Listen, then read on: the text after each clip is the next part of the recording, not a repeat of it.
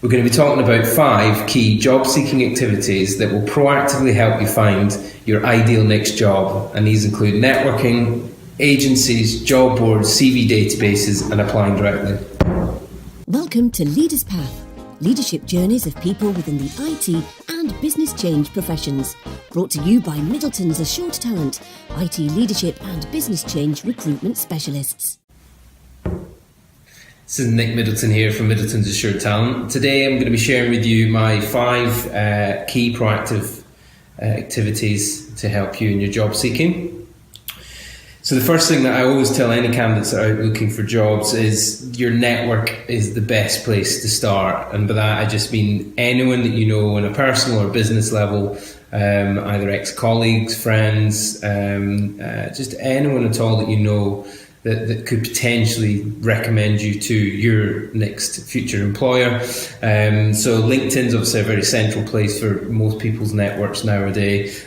Make sure your profile's up to date in there, and really just start catching up with people, send them a message saying, you know, how's things going, being comfortable to maybe say to people that you are interested in hearing about your opportunities, because subconscious that will plant something in their mind and they will keep an ear out for you. People won't know to approach you with jobs that they might hear of if they don't have any clue that you're looking. I know that's not always easy if you're trying to keep the fact that you're looking for a job secret, but I'd say close contacts that you feel you can trust, definitely let them know and have that conversation with them, and be specific. Ask them if there is any particular in their organisation or if there's any particular people that they could recommend you to. A recommendation is worth a lot. Undoubtedly, the companies value direct recommendations of some sort or other, and usually incentivise internal employees to do it. Your network's not just online though. Obviously there is a range of online places that most people do spend their time from a social media point of view, so Facebook, Instagram, LinkedIn from a business point of view. But again, just when you're out catching up with friends in the pub or you know, in any kind of social sense, having that conversation, because again, you just don't know where that next job might come from, and you know, often it will be through your network. So that's the first activity. Maximise your network. Look for every opportunity possible to you know, get recommendations or hear about jobs through other people. The next thing is definitely speak to some agencies. I would recommend that you speak to, you know, a small handful that are niche specialists in the area that you're looking for jobs within. I think it's worth getting any recommendations from, you know, again, friends, colleagues of particularly good agencies that they've dealt with. I'd say it's certainly worth getting a handful of these and seeing if you can meet them, and certainly, you know, sharing your CV with them.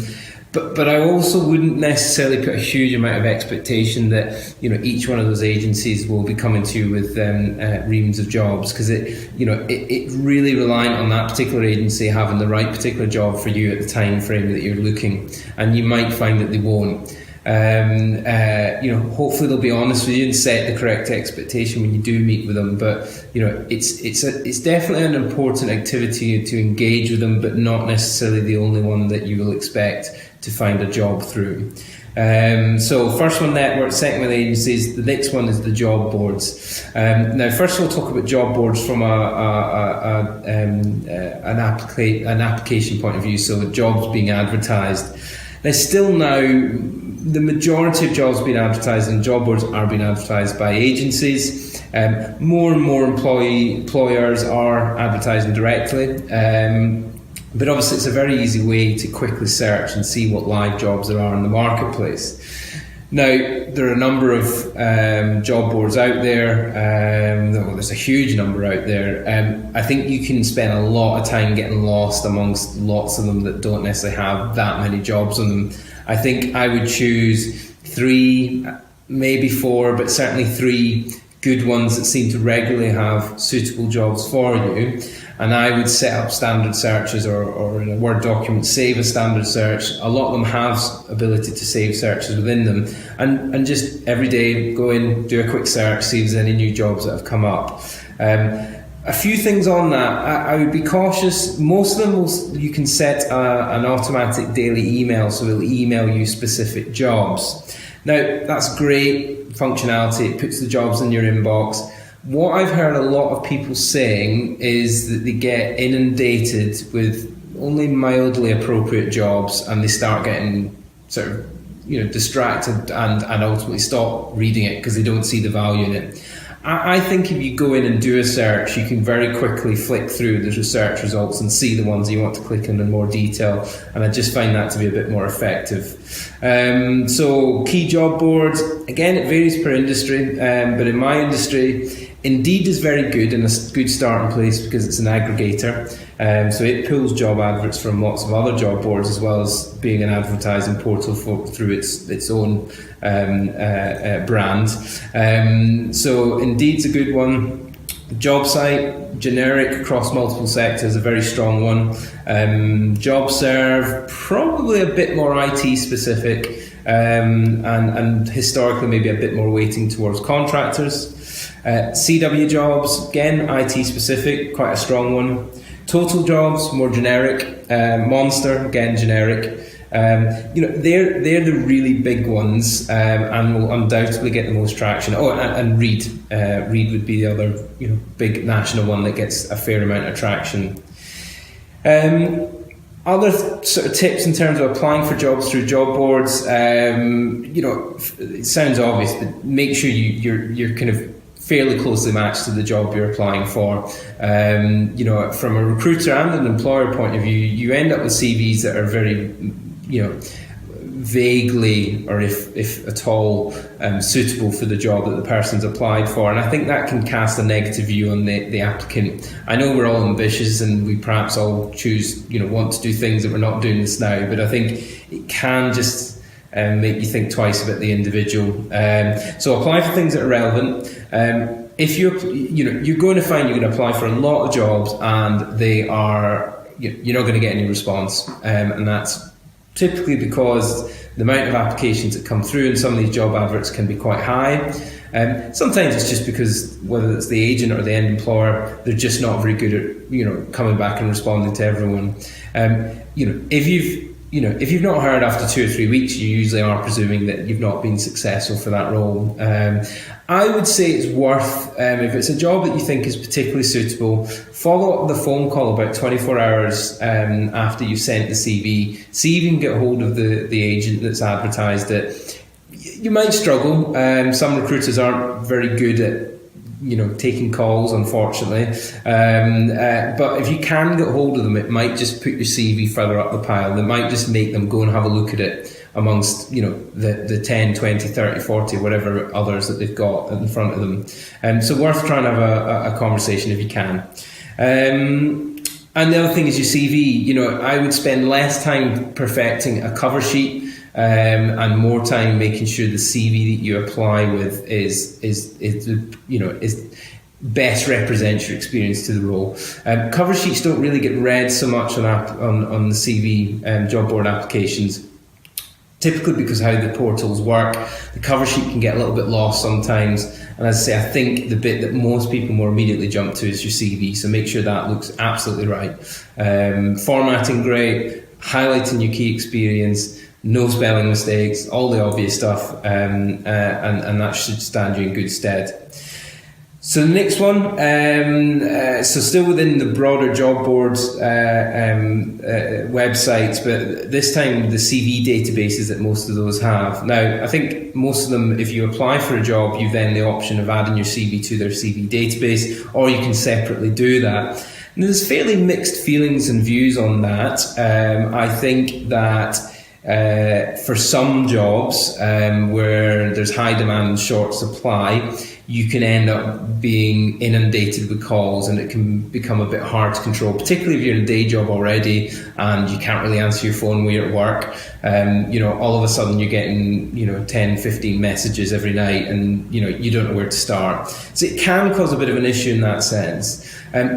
Other people have said they've been a bit concerned that ultimately a employer or agency can just download your CV without you knowing that they're doing it. There's certain data protection rules around, but ultimately if we buy access to that CV database, we've got access to your details and we can contact you through it. I would say, for certain jobs and right across the spectrum from senior to junior, there is merit in having your CV on there. Certainly, a lot of recruiters will spend a reasonable proportion of the day searching for candidates on these CV databases. So it's definitely worth considering. And the good thing is, if you put your CV on there, you find you're inundated. You're not really getting anywhere with it. You can very quickly take your details off without any problem.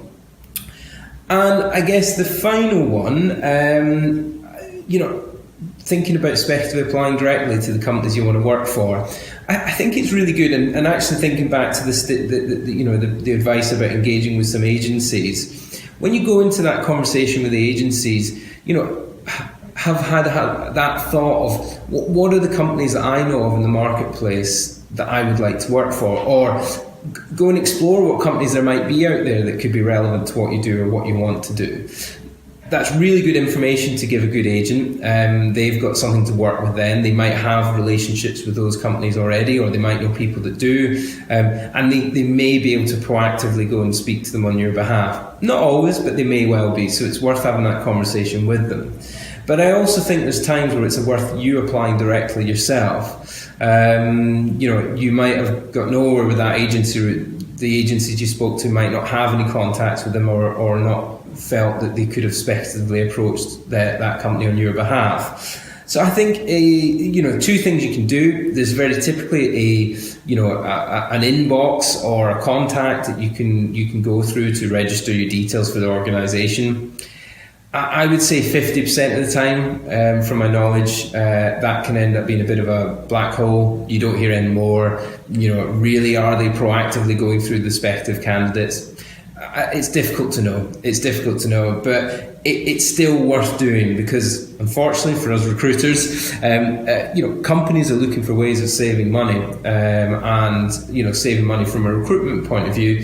So they're getting better at working their talent pools and speculative candidate routes. The other thing to do is try and get a sense for, and again, this is using LinkedIn, see if you can get a sense for the person that might be the hiring manager for the type of role that you would be looking for. And there may be multiple within an organisation. And again, using LinkedIn or finding their details online, send them an email, or even phoning through Switchboard, just making that proactive approach and saying that you're interested in the organisation, this is what you do, would love to hear if there's any opportunities. And I think a lot of people see that you've done something, again, using that word proactively, and I think people value people that will go out there and try and get something that they want. So I think just in the process of doing it, you can certainly demonstrate strength. So to recap, networking, online and offline, make sure your LinkedIn's up to date, and engage people through there, connect with new people, and as I say, just be open with people that you know closely to say that you are interested in hearing about opportunities.